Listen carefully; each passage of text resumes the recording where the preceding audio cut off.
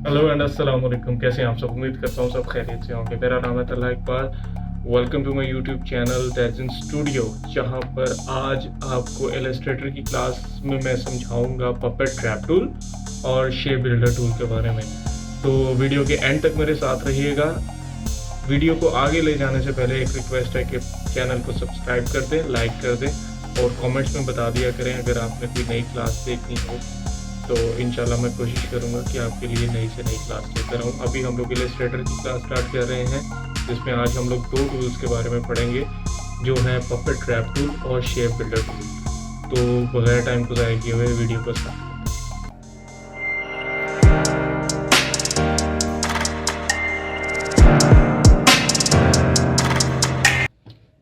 जी, तो टाइम को ज़ाया किए बगैर हम लोग अपनी स्क्रीन पर आ चुके हैं। स्क्रीन पर कोई भी टूल को यूज़ करने से पहले, जैसा कि आप मुझे जानते हैं, कि हम पहले एक रेक्टेंगल लेते हैं, रेक्टेंगल का कलर चेंज किया, यहाँ से इसकी आउटलाइन ख़त्म की, इसको सेंटर लाइन किया। ओके, तो अब यहाँ पर सेंटर लाइन करने से पहले जो अभी हम लोगों ने डिस्कस किया था कि पहले हम लोग पपेट ट्रैप टूल के बारे में पढ़ेंगे। ठीक है, पपेट ट्रैप टूल है क्या? जैसे हम लोग फोटोशॉप वगैरह में puppet trap tool after effect में यूज़ करते हैं, बहुत से सॉफ्टवेयर्स में यूज़ होता है, इसी तरह इलस्ट्रेटर में भी हमारे पास पपेट ट्रैप टूल होता है। 2D एनिमेशन के लिए हम लोग यहाँ पर अपने पपेट ट्रैप टूल के साथ भी प्ले कर सकते हैं, और छोटी मोटी जिफ वगैरह जो क्रिएट करनी होती है वो इस पे तो क्रिएट नहीं होगी, लेकिन पपेट ट्रैप टूल आपको इसके अंदर आसानी पैदा करके दे सकता है। आपके जो ऑब्जेक्ट होंगी उसकी शेप बनाने में मदद करेगा। तो कैसे करेगा ये मैं आपको बताता हूँ। यहाँ पर हमारे पास अपने टूल्स बार के अंदर पपेट रैप टूल का एक जो है वो टूल होगा। ठीक है, अच्छा जी, अब मैं यहाँ पे पपेट रैप टूल ढूंढ रहा हूँ, मुझे मिल नहीं रहा। समहाउ कहीं ना कहीं जो अपडेट करता है इलस्ट्रेटर, वो इसके टूल्स की पोजीशन चेंज कर लेता है। मुझे तो पता है कि पपेट रैप टूल कहाँ पर पड़ा हुआ है, लेकिन मैं ये चाहता हूँ कि सपोज आप भूल जाते हैं कभी कि पपेट ट्रैप टूल कहाँ पे, तो आपको कैसे मिलेगा? सबसे पहले आप यहाँ पर नीचे देखिए 3 डॉट्स का बटन आ रहा है। 3 डॉट्स के ऊपर जैसे ही आप क्लिक करेंगे तो आपके पास यहाँ पर ऑल टूल्स आ जाएंगे। ऑल टूल्स के अंदर मतलब आप जिस भी टूल के ऊपर जाएंगे तो आप यहाँ पर नोट कर रहे हैं कि ब्लू से कलर का एक टिक आ रहा है, एक रेक्टेंगल बना हुआ नजर आ रहा है। ठीक है, जो आपको बता रहा है कि लासो टूल कहाँ पर होगा। आर्टबोर्ड टूल के ऊपर आ गया तो आप ये देखिए कि नीचे उसके फोर्थ लास्ट के अंदर उसने दिखा दिया। ड्रॉ के अंदर पेन टूल है, ये सारे। अब मैं यहाँ पे पपेट टूल ढूंढ रहा हूँ, अगर मुझे यहाँ पर नहीं मिल रहा तो पपेट टूल कैसे मिलेगा? यहाँ पर हम नीचे करते हैं puppet tool, pencil tool, brush tool, where is the puppet tool? Puppet tool, puppet tool, यहाँ पर हमें पपेट टूल मिल जाएगा। ये देखिए यहाँ पर पपेट टूल लिखा हुआ है। ठीक है, अब जैसे ही आप नोट करें मैं पपेट टूल के पास आया, उसने मुझे बता दिया कि राइट साइड पर पपेट टूल यहाँ पर है आपके पास। मैंने इसको क्लिक किया, लॉन्ग प्रेस किया तो ये पपेट टूल आ गया। ठीक है जी, जैसे ही मैंने पपेट टूल को क्लिक किया तो यहाँ पर आपके पास जो ऑब्जेक्ट था उसके अंदर नोट्स बने हुए आ गए हैं। ठीक है, अब मैं क्या चाहता हूँ इसकी, ये देखिए, सी, मैं इस नोट को पकड़ के किसी भी तरह मोल्ड कर सकता हूँ अपने डिजाइन को। ठीक है, सी,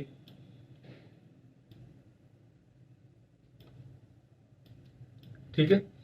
अच्छा, तो सबसे पहले सपोज हम कहते हैं कि हमने सेंटर में इसके पॉइंट्स बनाने हैं, ताकि हम लोग, ये हेड हो गया, ये नेक हो गया, ये बैकबोन हो गई और ये लेग्स हो गई। ठीक है जी, इसको हम लोग किसी भी पॉइंट को डिलीट करना हो, उस पॉइंट को क्लिक कीजिए और डिलीट का बटन दबा दीजिए।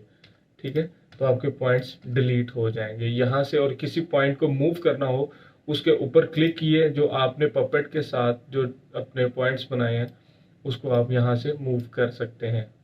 ठीक है जी, अच्छा, नोट करने वाली बात यहाँ पर यह है कि जो भी आपने पॉइंट लगाया है उसके नीचे और सेंटर के दरमियान से जो होगा वो सिर्फ उतना ही मूव करेगा, नीचे वाले एरिया को मूव नहीं करेगा। देखिए उसने लॉक कर दिया। ठीक है, अच्छा, अब हमारे पास यहाँ पर एक और ऑप्शन है।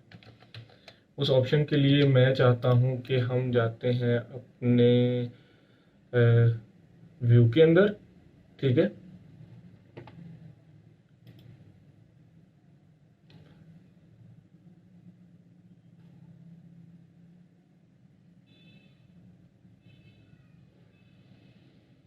ठीक है, यहाँ पे हम लोग अपने ऑब्जेक्ट में जाएंगे। ऑब्जेक्ट के नीचे हमारे पास आता है पाथ, ठीक है।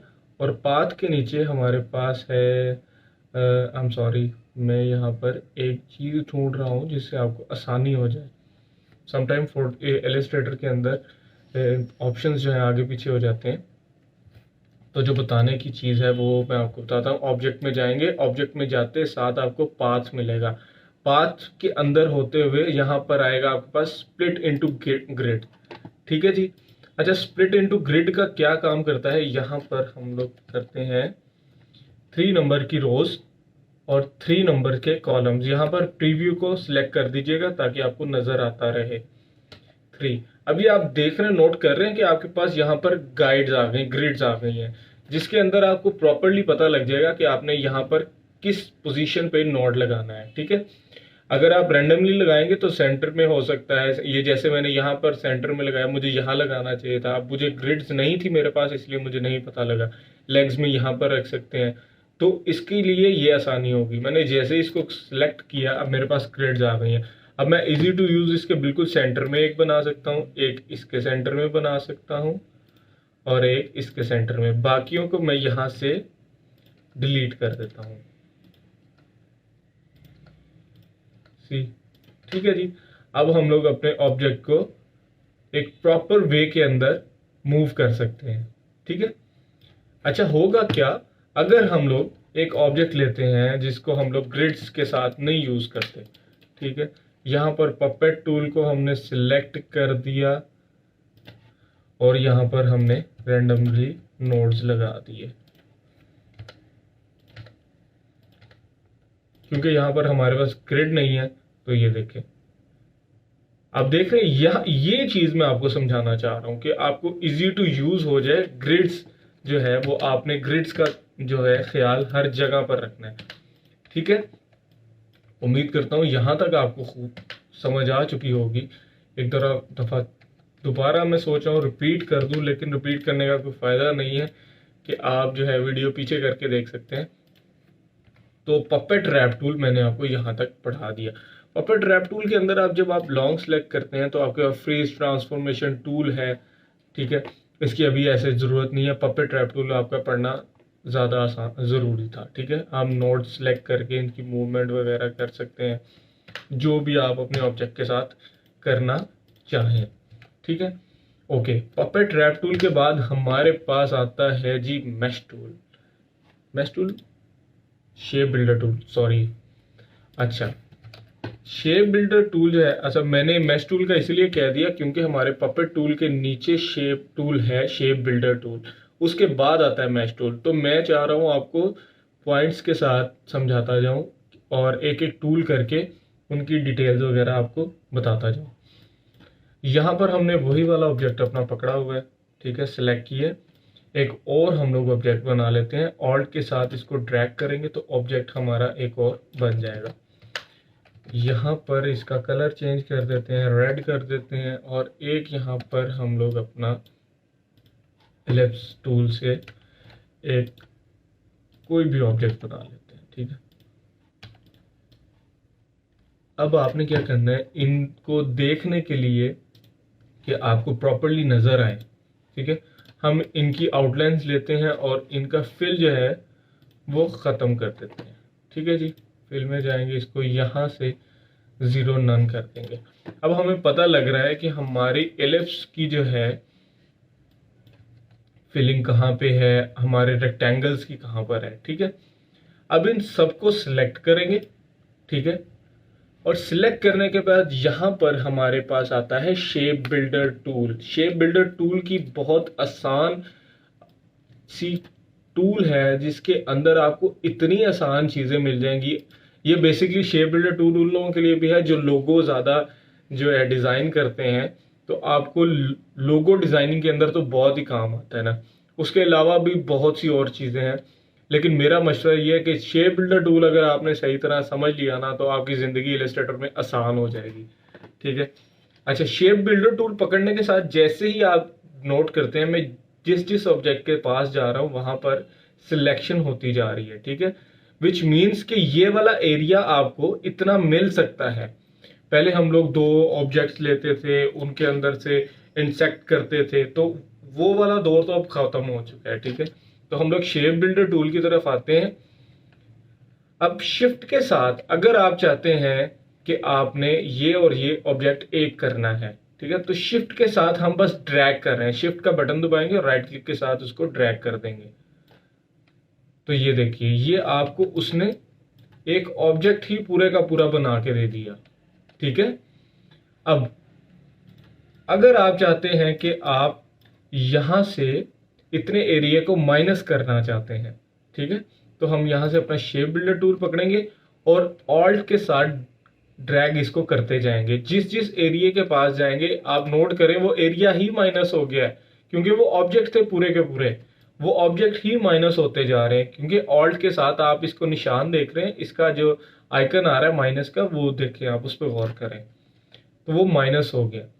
अच्छा, ये तो हो गया हमारा माइनस और प्लस का। इसके अलावा अगर आप इसको सिलेक्ट किए रखते हैं और यहां से आप शेप बिल्डर टूल के किसी एक ऑब्जेक्ट के पास जाते हैं जो आपको स्पेसिफिकली हजारों ऑब्जेक्ट्स के अंदर एक छोटा सा ऑब्जेक्ट लग रहा होता है कि आप कहते हैं कि मुझे यही ऑब्जेक्ट नहीं चाहिए, आप उसके पास जाएंगे, ऑल्ट के साथ उसको प्रेस कर देंगे।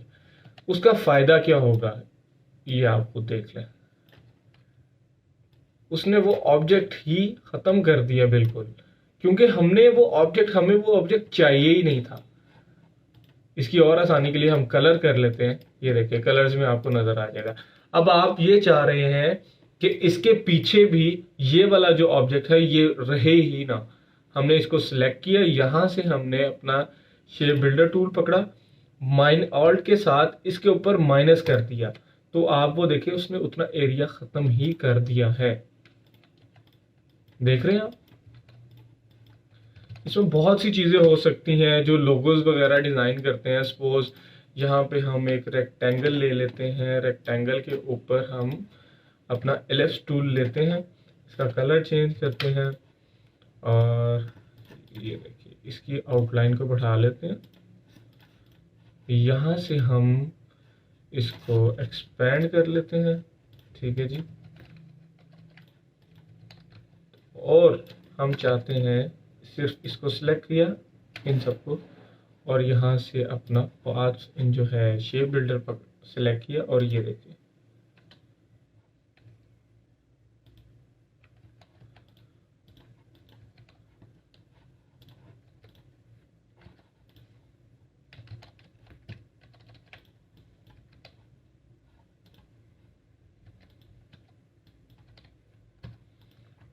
सिर्फ एक सिंपल क्लिक से आपने ये देखें ये क्या से क्या चीजें क्रिएट कर दी है।